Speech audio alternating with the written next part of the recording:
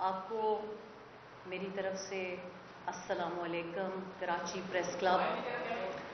اور Karachi press club کا میں نے انتخاب اس لیے کیا ہے کیونکہ کراچی پریس کلب کو میں نے اپنی زبان دی تھی کہ جب میں نے کوئی ایسا اعلان کرنا ہوا تو میں کراچی پریس کلب سے کروں گی۔ میں لوگوں کی برائی بھول جاتی ہوں، لوگوں کی اچھائی نہیں بھولتی۔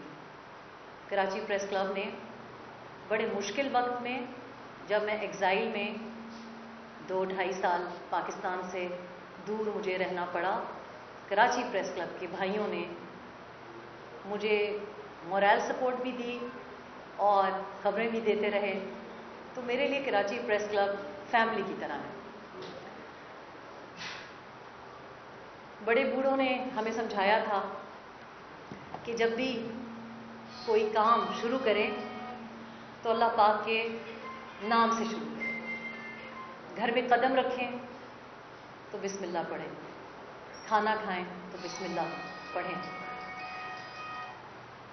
اور میں سمجھتی ہوں کہ اب ماڈرن ٹیکنالوجی بھی ہمیں مائنڈ فلنس کی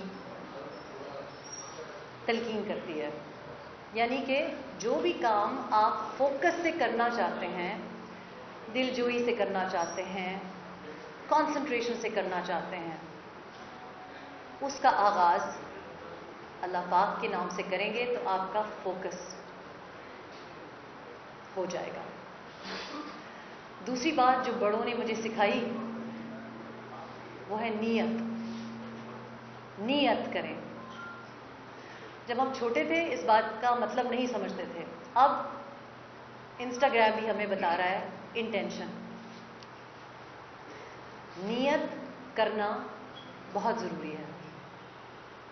اور تیسری چیز جو میرے والد صاحب نے مجھے بتائی، اور وہ بھی ہمارے ایمان میں روٹیڈ ہے، وہ یہ ہے کہ جب بھی انسان کام کسی اور کے لیے کرتا ہے تو اس میں اللہ پاک برکت بھی ڈالتے ہیں اور کام آسان بھی ہو جاتا ہے۔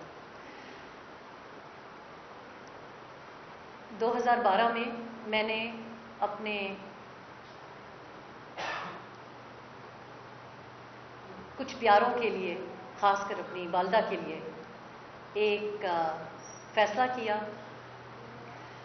بڑی مشکلوں سے BBC میں جاب ملتی ہے، بڑے کمپیٹیٹیو انٹرویوز اور بہت کمپیٹنٹ لوگوں کا مقابلہ کرنا پڑتا ہے، لیکن میں نے ایک پرماننٹ پوزیشن سے ریزائن کر کے،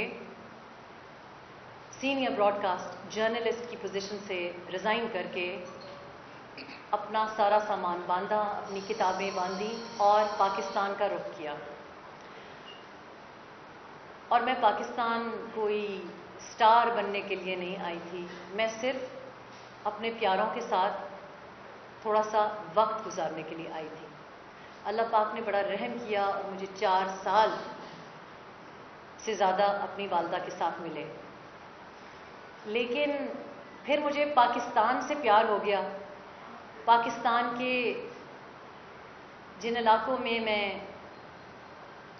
چپ چاپ گھومتی پھرتی تھی، آج کل آپ وہ انسٹا اور فیس بک پہ ان کی ویڈیوز دیکھ رہے ہیں۔ جن جگہوں پہ آپ مجھے اب دیکھ رہے ہیں یہ میرے لیے نئی نہیں ہے، لیکن 2012 سے لے کر 2025 تک جو میں نے پاکستان دیکھا ہے وہ ایئر کنڈیشنڈ نہیں ہے، اس کے پاس گاڑی نہیں ہے، اس کے پاس پینے کا صاف پانی نہیں ہے، اس کے پاس ہسپتال تو کیا بیسک ہیلتھ یونٹ نہیں ہے۔ آج چونکہ ہم پریس کلب میں بیٹھے ہیں، گلہ انسان اپنوں سے کرتا ہے۔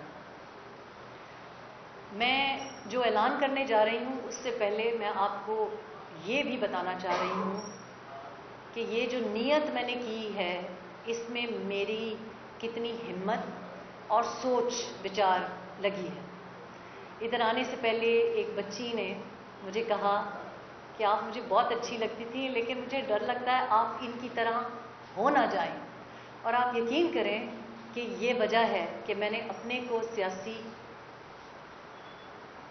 کسی بھی ایکشن سے دور رکھا.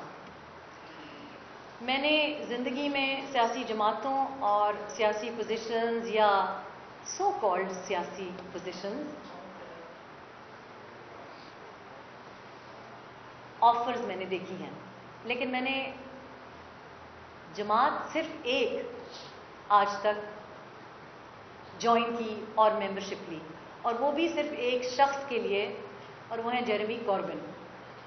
کیونکہ ان کی ایک پرسنالٹی تھی جو لگتا تھا کہ 1970 کی دہائی سے لے کے اب تک وہ جس ایشو پہ کھڑے رہے اسی کے ساتھ منسلک رہے. لیکن دل نہیں مانتا تھا، جس طرح اس بچی نے کہا، کہ میں کہیں ان کی طرح ہو نہ جاؤں. گلا صحافیوں سے یہ ہے، میڈیا سے یہ ہے کہ میں نے 8 بجے کا شو، فلیگ شپ شو کیا، بزنس ریکارڈر میں کیا، 10 بجے کا شو کیا، لیکن پرائم ٹائم پہ اب جو ہم معاملات دیکھتے ہیں، اور اس وقت بھی ایسا تھا، وہ یہ ہیں کہ کس کی حکومت گرنے جا رہی ہے، کون سی ایم بننے جا رہا ہے، کون جیل کے اندر ہے، کون جیل کے باہر ہے، کون ملک سے باہر ہے، کون ملک میں آ رہا ہے. ان کے جو بھی نوٹیفیکیشن کی خواہش مند ٹی وی پہ بیٹھ کے ایک دوسرے کو گالی گلوچ، ہاتھا پائی، یہ ان کا روٹ ہے. لیکن میں جانتی ہوں کہ ہماری خبر اور ہماری نیوز پاکستان میں یہ ہے کہ آپ پاکستانیوں کو جینے نہیں دے رہے. آپ صحافی، میں آپ سے اگر پوچھوں کہ آپ کس طرح آج آئے ہیں یہاں پسینے پسینے ہو کر، میں اگر آپ سے پوچھوں کہ آدھی ٹینکی بھری ہے موٹر سائیکل کی یا پوری، اگر میں آپ سے پوچھوں کہ ایک اسائنمنٹ کو چھوڑ کے دوسری اسائنمنٹ کے لیے آئے ہیں، اور میں اگر آپ سے پوچھوں کہ ایئر کنڈیشنر ہے، پنکھا ہے، اگر میں آپ سے یہ کراچی میں سوال کر رہی ہوں تو آپ سوچیں کہ خیبر پختونخوا میں کیا حال ہے. کسی نے کل مجھ سے پوچھا کہ آپ محروم صوبوں کی بات کریں گی کیا؟ میں نے کہا سارے صوبے ہی محروم ہیں، کون سا صوبہ ہے جو محروم نہیں ہے؟ آپ کیا بات کر رہے ہیں؟ کون سا اربن سینٹر ہے جو کہ محروم نہیں ہے؟ ہم کراچی میں بیٹھے ہیں. سیاسی انٹینشن میں یہاں سے اس لیے اناؤنس کر رہی ہوں کیونکہ میرے مطابق یہ دارالخلافہ ہونا چاہیے تھا، اور آپ کو بھی پتہ ہے کہ کیا محرکات تھے اس کے پیچھے جب یہ موومنٹ ہوئی. تو میں بہت سوچ بچار کے بعد یہ میں نے ڈیسائیڈ کیا کہ اگر آپ گھر میں حق کی بات کریں آپ کو کوئی برداشت نہیں کرتا، اگر آپ ٹی وی پہ شو کرتے ہیں آپ کا شو بند کروایا جاتا ہے.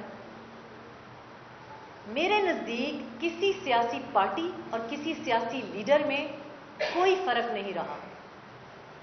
اور ایک بچہ جو کہ آج کل سیاست کی طرف جا رہا ہے، اس نے مجھے بہت واضح الفاظ میں بتایا، کہتا ہے میں نظریے پہ کھڑا ہوں، میں بہت نظریاتی ہوں، میرا نظریہ ہے. میں نے کہا کیا؟ لیفٹ ہو، رائٹ ہو، سینٹر ہو؟ اس نے کہا بی بی میں نے منسٹر بننا ہے اور میرا نظریہ وہ ہے جو بڑے لوگوں کا ہوتا ہے، ذاتی مفاد. 25 سال کا نوجوان یہ سوچ رکھتا ہے کیونکہ وہ دیکھ رہا ہے کہ یہ چلتا ہے. لیکن میں نے ہمیشہ جو کام کیا ہے وہ میرٹ کی بنیاد پہ کیا ہے، جو نوکری لی ہے اور جو فرض نبھائے ہیں وہ میرٹ پہ کیے ہیں، اور میں وہی معیار اور لوگوں سے ایکسپیکٹ کرتی ہوں، توقع رکھتی ہوں. آج آپ کو بات یہ نہیں کرنی چاہیے کہ خیبر پختونخوا میں سوات کے حادثے کے اوپر آپ پوائنٹ سکورنگ کریں. آپ کو بات یہ کرنی چاہیے ہے کہ کیا انفراسٹرکچر موجود تھا, کیا اللیگل مائننگ ہو رہی تھی یا نہیں, کیا ٹورزم کے لیے آپ اللیگل اور بغیر ریسرچ کے لائسنسز دیتے ہیں. سوات میں جو واقعہ ہوا ہے کیا مری میں وہ واقعہ نہیں ہوتا؟ اس پہ بھی ہم پوائنٹ سکورنگ کرتے ہیں. ابھی کمراٹ ویلی کی طرف سب کا رخ ہے. تو یہ پوائنٹ سکورنگ, یہ 3+1 شو کا model, this has to stop. آپ کو بات اس پہ کرنی چاہیے ہے کہ ایف بی آر کیا بزنس کمیونٹی کو لوپ میں لے کر یہ فیصلے کرتا ہے جس میں ان کی ہراسمنٹ, ان کی بلیک میل کے چانسز ہوں؟